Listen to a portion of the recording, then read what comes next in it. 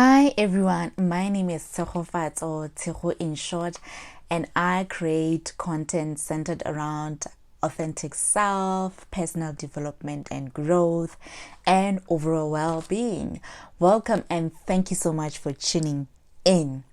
In this video, we are going to be discussing, or I'm going to be talking about decluttering. Basically, it's a continuation from the previous video in which I spoke about the 4 things that I consider when I undergo a decluttering process. But this particular video not only is a continuation, but it's inspired by a Forbes contributor by the name of Noma Razish. I hope that I'm saying her name and surname properly, especially her surname. And I would just like to start off with a quote before diving into those 10 practical ways or things to consider by a quote by Barbara Hamphil, right? And she says, clutter is nothing more than postponed decisions. Clutter is nothing more than postponed decisions. And I must really say that that really hit home. It really hit home. It just reminded me of the things that I thought I would do and never got to do, or the things that I've planned to do and actually they never saw daylight, right? And how many of us actually suffer from that particular challenge of actually not putting down things or actioning things or making decisions or being decisive about those particular plans that we may have, you know? And in those 10 practical steps or ways to consider, Norma firstly highlights that we need to set priorities. We need to set priorities in terms of what is it that we want to achieve during our decluttering journey. What is it that we're going to consider, and what are the things that will be of more importance, more value when we actually undertake the decluttering process. Personally, I see setting priorities as a roadmap which has a start point and an ending point, right? But also the technique during that is actually not to actually rush the process, but be cognizant and intentional during the process and the things that I want to achieve personally. Having a time frame is quite important. Noting it down to say that in this particular day I want to achieve so and so, and actually holding myself accountable in those set of priorities, or in the activities developed as part of my priorities, right? Secondly, in doing that, you can just have it in your head, floating around your head. As historically, I never used to keep a journal. I never used to believe in journaling, as I've explained before. But to actually put those particular priorities, or the roadmap in a journal, just journaling it down, and actually in keeping myself accountable, just going over it, like monitoring myself and reporting to myself, right? But also, I love this third one, which is really a challenge to many of us: learning how to let go. This is actually one of my major struggles. Naturally I'm a hoarder, but I really need to learn how to let go, and I've actually started exercising this little by little. I'm really pushing myself on how to learn to let go, because sometimes having to move from one mental state to another, we need to recognize personally, emotionally, and mentally, what the things that we've went through and the seasons that we went through, and be reminded that we don't have to stay in those seasons, or we don't have to often refer to the things that maybe could have been hurtful to us, holding them, thinking that we will just move on, with we will just move on with our lives, but also carrying that along. That actually hinders in terms of our own personal development and growth. So having to let go is a daunting thing to do, but I'm quite certain that it's not only important, but it can bring clarity in terms of where you want to go and where you see yourself, letting go of the baggage, of the things that are hindering your own growth as a person. This fourth thing women like doing. It's also not easy, but it's something that we need to also consider to avoid multitasking. Avoid multitasking. Like within the household setting, we can multitask. I can think of instances when doing domestic chores, one would actually do laundry at the same time while they're doing laundry, they're cooking, and whilst cooking, they're fixing something or they're attending to something. And in certain circumstances, one is able to ace it. If not acing it, you find that in certain area you are really acing it, or excelling in a certain area is lacking, and maybe it may need more attention a little bit later, and all of those things. But women are often known to be multitasking.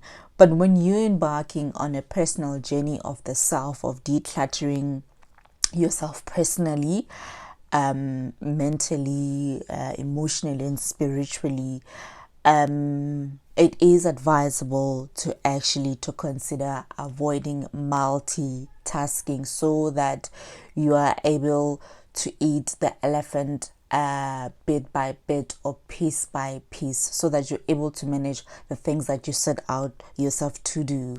Okay. And the third thing is, whilst doing all of these things, is to breathe. To take deep breath, long breaths, intentional breath, depth breaths, and breathe them out. Inhale them and acknowledge what you're doing currently, whatever state that you're in, and breathe it out. To practice that particular process throughout that journey that you've embarked on, it's important. Finding yourself in a space where you can have a peace of mind, all of the things that you've created for yourself, the mess of decluttering, whatever that's clogging you, that's giving you a brain fog, that's weighing you down, that's pressing you down, to just breathe. The sixth thing to do is to consider decluttering your workspace. Your workspace can be at home, your own personal workspace, or your workspace at the office, or in any form of way how you describe to be your workspace, to actually to declutter that space, so that you could be much more organized and all of that. The seventh thing to do is to be decisive. Regardless of the outcome of the decision that you're going to make, you need to be decisive, and to actually acknowledge that time is money and time waits for no man. And certain decisions that we make in our lives may be popular decisions or unpopular decisions, but at the end of the day, you need to make decisions and not be in between things. You cannot allow yourself to fall back into the trap while doing the decluttering process of actually not being decisive, because we're trying to break that chain. We're trying to break that habit. Somehow not being decisive, it's actually quite negative, and it's really a negative thing towards the personal self. So just to make a decision, whether it's popular or unpopular. And by the way, what we may consider to be good decisions have consequences, either positive or negative, right? And also what we can consider to be bad decisions also have consequences, but in life, ultimately, we need to make decisions, right? Moving on. The eighth things to do is to share your thoughts. You can also consider maybe also creating a space in your journal to actually share your thoughts, right? Writing them down, or find a loved one that whom you respect and trust, which you're able to share. But also, I've just learned in general in life that you don't really sometimes have to share everything with the same person. But obviously you must have the spirit of discernment, to lead you to say to you that whom or what form of medium you can use in order to share how you feel and your thoughts, right? And sometimes I would say that if you're really going through something heavy in your life, maybe a close friend may work, a work colleague that you trust, you can share, or just finding a community of people going through similar seasons in their lives could be something advantageous, right? Or something beneficial to the self. The ninth thing to do is to limit the amount of media intake. That is so easier said than done, isn't it? I laugh about this one because of, sometimes when you tell yourself that, I'm going to limit myself from media and all of that, and then you have a report at the end of the week from your phone that says you've spent so many hours on your screen. So it's giving you a screen time report, and it and it just makes you feel so down. For me personally, it makes me feel so down that I've actually spent so much time. I gave away so much time to social media. It could, whatever form of media, right? It can be your different media platforms, your YouTube, your Instagram, your Twitter, your TikToks, and all other mediums, including your emails, right? So yeah, just have to try to manage or limit that. But also another thing that I like embarking to expand on that is actually to go through my media stuff and also declutter my media. Declutter your media. Declutter photos that you've saved somewhere in your storage or in cloud. You don't need to have duplications of that. Declutter SMSs that have passed 3 months, a month, 6 months that you don't need, that is not important, they're just filling up your space.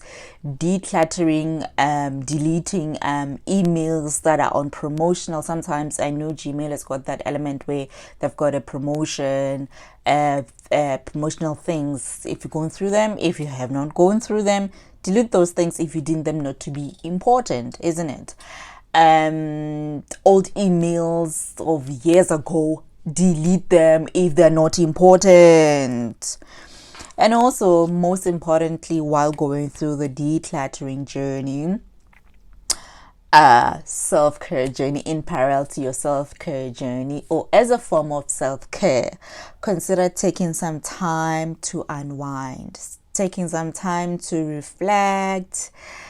I'm an advocate of actually taking time by yourself, to be at your own little corner, to just reflect on the process, not only that you're undertaking, but reflect on life in general, reflecting on your next step, reflecting how you dealt with a particular issue, reflecting on how you respond, your responses, reflecting on how you can do better in responding, being a better person, reflecting on maybe perhaps psychologically what are your triggers. And usually those are very difficult things, but you see, when we spend time alone, we are somehow able to understand ourselves better and really understand where we are in our life. So also having to be always in a crowd of people really creates noise, creates creates a space in your life where you can't even hear yourself think, right? So really spending time alone to unwind and to reflect in any journey, in any season, it's quite important and crucial, because the best decisions on how to manage and function your life are usually spent alone, right? And or spend with your higher power, with what you consider to be your higher power, with God and everything else spiritually, which you deem to be positive to the soul. Just listening to yourself, be centering yourself. So I hope with those practical tips, you'll be able to actually look at them also in reflection, and maybe pick two or three, if not all, or refer to them when you are undergoing your decluttering journey. Until next time, take care and all the best. Bye bye.